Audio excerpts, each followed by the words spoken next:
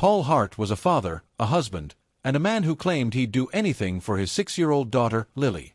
But when police uncovered a horrifying secret buried just steps from his home, the story of a desperate search turned into one of betrayal, rage, and murder. This is the disturbing case of the killer dad who lost it all when the truth finally came to light. Stay with us until the end as we unravel every shocking detail of this case. And don't forget to like, share, and subscribe for more chilling true crime stories you won't believe are real. On an ordinary spring afternoon in the town of Fairfield, the sound of sirens cut through the quiet streets.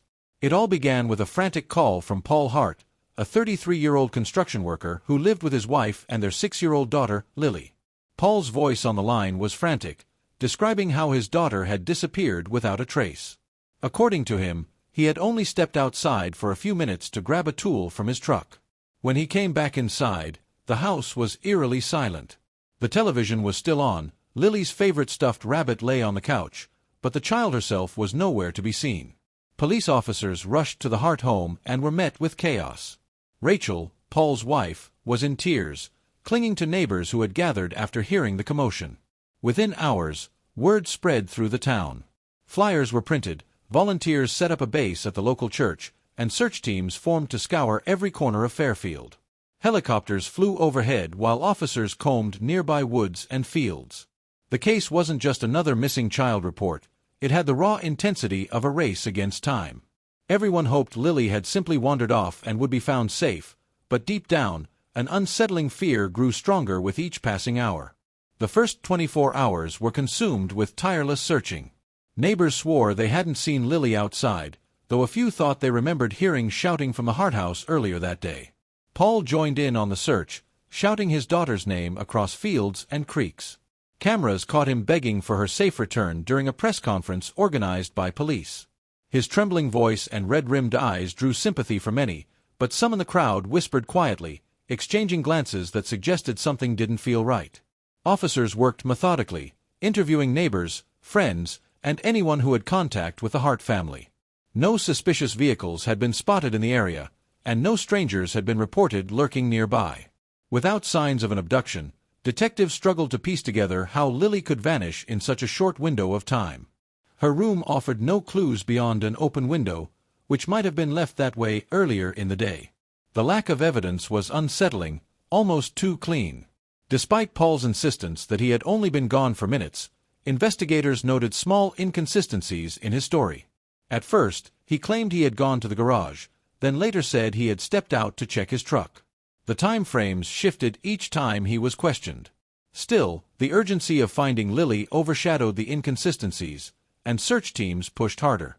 Dogs were brought in to trace her scent, leading officers across backyards and into wooded trails. The trail ended abruptly near a small creek, as if Lily had vanished into thin air. By nightfall, the atmosphere in Fairfield had shifted from frantic hope to creeping dread. Families who had once left their doors unlocked suddenly kept children indoors. News crews flooded the town, broadcasting updates that gripped viewers far beyond Fairfield. And at the center of it all stood Paul Hart, the distraught father whose desperate calls for his daughter echoed through the night. Yet, behind his pleading words and exhausted expression, detectives wondered whether his panic was the heartbreak of a parent, or something far darker.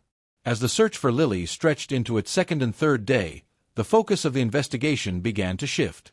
Detectives who had initially concentrated on the woods and fields around Fairfield started to ask tougher questions about the people inside the Hart household. It was standard procedure to look closely at family members, but in this case, there were already signs that not everything about Paul and Rachel Hart's life was as it seemed. Rachel, pale and exhausted from sleepless nights, sat with detectives and recounted the tension that had been brewing in their marriage. She admitted that Paul had been under immense financial pressure. His construction jobs had slowed down, bills were piling up, and the couple had been arguing frequently. Sometimes the fights turned loud enough that neighbors could hear through the walls. She confided that Paul's temper had always been unpredictable, though she had never filed any police reports. It was a portrait of a man who loved his family but carried a storm inside him, one that frightened Rachel more than she wanted to admit. Investigators began digging into Paul's background. They discovered that while he had no criminal record, there were troubling whispers in his past. Former co-workers described him as hard-working but quick to anger. One man recalled an incident at a job site where Paul had thrown tools across the room after a minor mistake. A former landlord remembered damage to walls and doors that seemed less like accidents and more like the aftermath of violent outbursts. These accounts didn't prove anything, but they painted a picture that could not be ignored.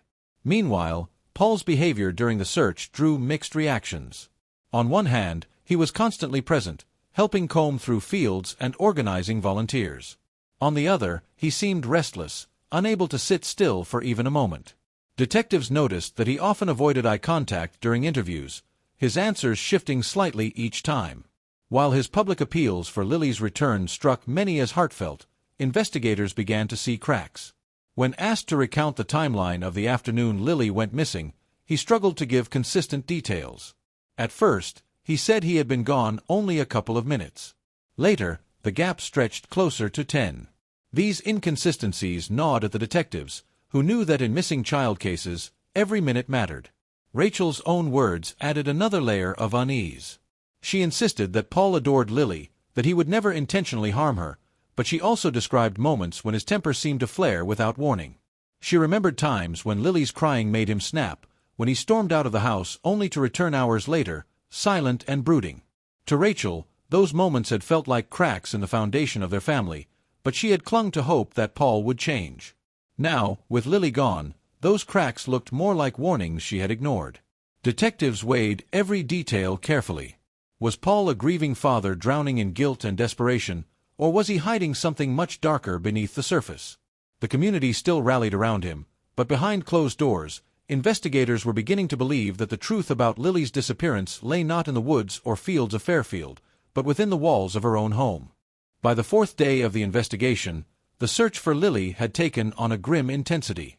Hundreds of volunteers had combed through fields, creeks, and wooded trails, but hope was fading fast. Detectives decided it was time to bring in specialized resources. Cadaver dogs were dispatched to the Hart property, an unsettling move that hinted at where the investigation was heading. Neighbors gathered in hushed clusters across the street as uniformed officers and dog handlers moved methodically around the yard. The atmosphere was heavy with silence, broken only by the occasional bark of the dogs as they sniffed through grass, soil, and sheds. The handlers led the animals around the back of the Hart home, into the tree line that bordered the yard. At first, nothing seemed unusual, but within minutes one of the dogs alerted, pawing at the ground near a patch of overgrown brush. The signal was unmistakable. Officers marked the spot and began to dig. The crowd that had gathered outside grew restless, sensing that something terrible was about to surface. Rachel clutched her neighbor's arm, trembling, while Paul stood on the porch, staring intently at the activity unfolding just yards away from where he lived. As the shovels broke through the earth, a wave of dread swept over the officers. Beneath the soil lay a small, tightly wrapped bundle. The digging stopped, and the scene shifted instantly from a search to a crime scene. Detectives carefully unwrapped the blanket, confirming what everyone had feared. It was Lily. The discovery was devastating, a moment that seemed to freeze time for those present. Officers secured the area, pushing the crowd further back, while investigators documented the evidence with grim precision. The reaction was immediate. Rachel collapsed, sobbing uncontrollably as friends rushed to hold her up. Neighbors cried openly, some covering their mouths in disbelief. Paul, however, stood frozen, his body rigid. Witnesses later described how he began pacing in short, sharp bursts, muttering under his breath and clenching his fists. His face went pale, and at one point he nearly stumbled down the porch steps. Detectives observed every detail, noting the shift in his demeanor as the reality of the discovery set in. Forensic experts quickly arrived, photographing the site and preparing to transport Lily's body for autopsy. The blanket she had been wrapped in was collected as crucial evidence, its fibers and stains holding answers about what had truly happened. Investigators quietly exchanged looks. Burying a child so close to the home was not the work of a stranger. It was the kind of act committed by someone desperate, someone familiar with the property, someone trying to hide the unthinkable within arm's reach. As word spread, Fairfield was consumed by anger and grief. The missing child posters, once symbols of hope, became haunting reminders of a tragedy now confirmed. News outlets broadcast live from the scene, their cameras capturing the flashing lights, the crime scene tape, and the stunned faces of neighbors who could hardly process what had just been uncovered. Inside the police vehicles parked along the street, detectives quietly prepared for the next step. They knew that the man pacing on his porch, his hands trembling, could no longer be treated as just a grieving father. Paul Hart's behavior, combined with the discovery in his own backyard, transformed him in their eyes from a victim of circumstance to the prime suspect in a murder investigation. At the station, the interrogation room felt colder than usual. Paul Hart sat hunched at the metal table, his hands clenched so tightly his knuckles turned white. 4 hours, detectives pressed him for details about the day Lily vanished. At first, his answers mirrored the story he had told since the beginning. He had stepped outside briefly, and when he returned, Lily was gone. But now, with his daughter's body discovered buried just yards from his home, the inconsistencies in his story carried more weight. Detectives circled back again and again, dissecting every word, every pause, every flicker of emotion across his face. Paul tried to maintain his image as a grieving father, but the walls were closing in. The timeline he gave shifted once more. At one point he insisted he had been outside for less than 5 minutes. Later, it stretched closer to half an hour. He couldn't explain why Lily's blanket, the one she always slept with, had been used to conceal her body. When asked about the shallow grave behind his home, Paul broke into sweat, shaking his head but offering no explanation. Detectives noted how his voice cracked each time Lily's name was spoken, not with sorrow, but with something closer to fear. Rachel's earlier testimony only deepened their suspicions. She had described a heated argument the day Lily disappeared, one of many sparked by Paul's frustration over money and his growing resentment toward their unraveling marriage. On that day, Lily had tried to comfort her father, stepping between him and her mother. But Rachel remembered how Paul's expression had hardened, how his anger seemed to turn in an instant. She hadn't seen what followed, she had left the room in tears, but her account gave detectives a chilling picture of how the situation may have spiraled. Piece by piece, investigators reconstructed the likely sequence of events. Paul had lost control during the argument, lashing out in a burst of rage. When Lily cried out, he snapped at her too, unleashing violence that ended in tragedy. The realization of what he had done must have hit him quickly, but instead of seeking help, Paul chose deception. He wrapped Lily in her blanket, carried her to the edge of their property, and buried her beneath the soil.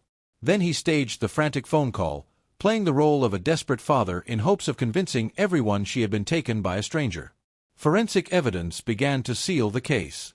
Soil samples from Paul's clothing matched the patch of earth where Lily was found. The blanket carried fibers from his work jacket. Even his truck contained dirt traced back to the burial site.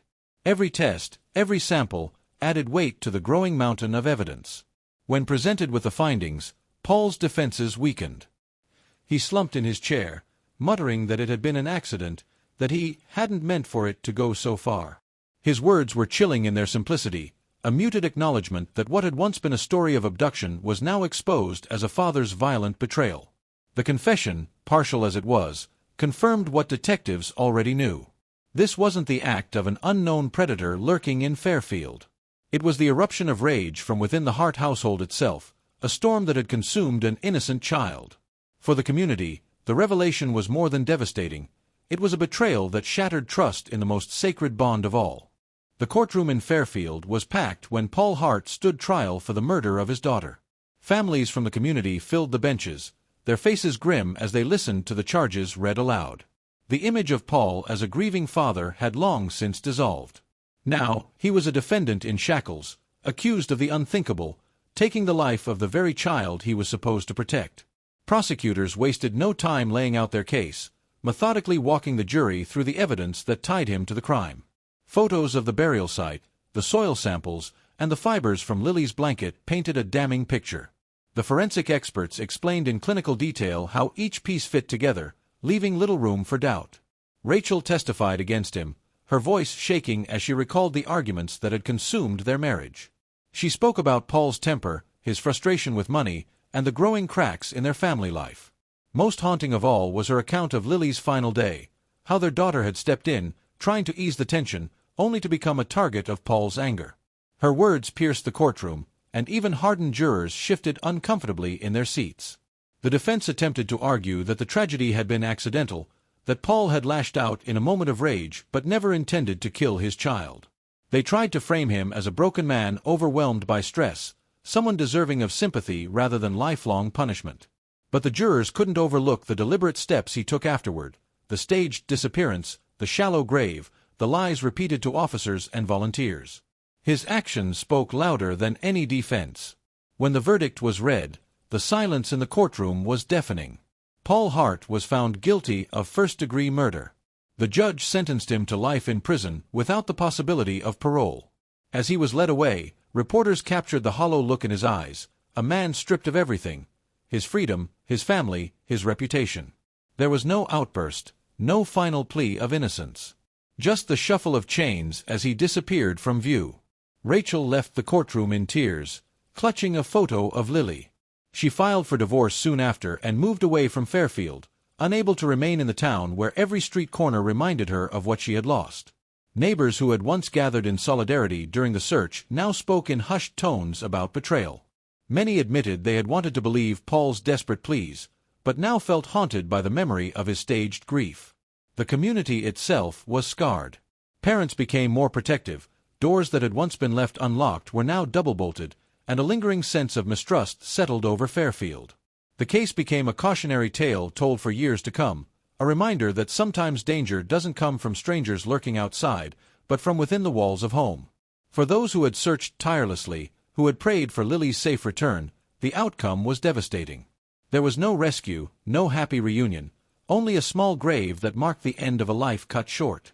In the end, justice had been served in the legal sense, but the true cost was measured in the heartbreak of a community and the silence left behind by a little girl whose voice would never be heard again.